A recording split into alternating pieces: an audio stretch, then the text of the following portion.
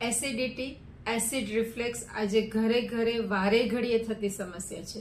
તો આના માટે આજે અમે થોડી ફ્યુ ટિપ્સ લઈને આવ્યા છીએ. એમાં ફર્સ્ટ વસ્તુ છે એ છે ગુલકંદ.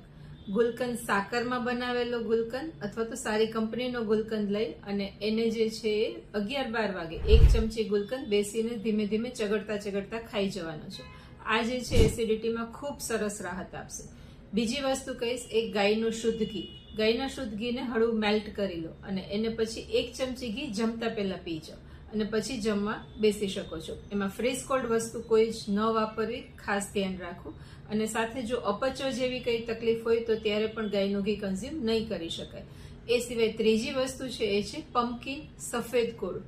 સફેદ કોળાના જ્યુસની જગ્યાએ તમે સફેદ કોળાને થોડો બોઇલ કરી લો અને એમાં ગરમ પાણી નાખી અને ઉકાળી અને બ્લેન્ડ કરીને લેવાથી વધારે ફાયદો આપશે. એ સિવાય ચોથી વસ્તુ કહીશ એ તકમરિયા.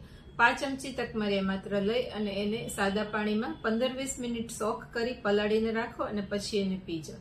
એ સિવાય ધાણાને પણ આ જ રીતે 5 થી અડધી ચમચી જેટલા ધાણા જે છે એને અધકચરા વાટેલા ધાણાને ગરમ પાણીમાં નાખી અને ઢાંકીને રાખી મૂકવાનું છે. 10 મિનિટ પછી એને ગાળીને પીવાનું છે. આ રીતે જે ધાણા લેશો એ તમને એસિડિટીમાં વધારે રાહત આપશે.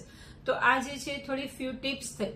એ સિવાય એસિડ રિફ્લેક્સમાં ખાસ કરીને ડાબા પડખે સૂવું જરૂરી છે, જેનાથી એસિડ રિફ્લેક્સ ન થાય.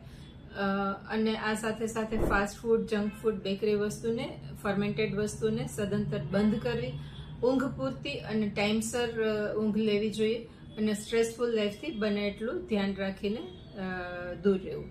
આ જે છે એ થોડી આપણે ટિપ્સની વાત કરી. આ સિવાય અમ્લપિત્ત, એસિડિટી, એસિડ રિફ્લેક્સ માટે આયુર્વેદિક ચિકિત્સા માટે થઈને અમારો ચોક્કસથી સંપર્ક કરો. Thank you.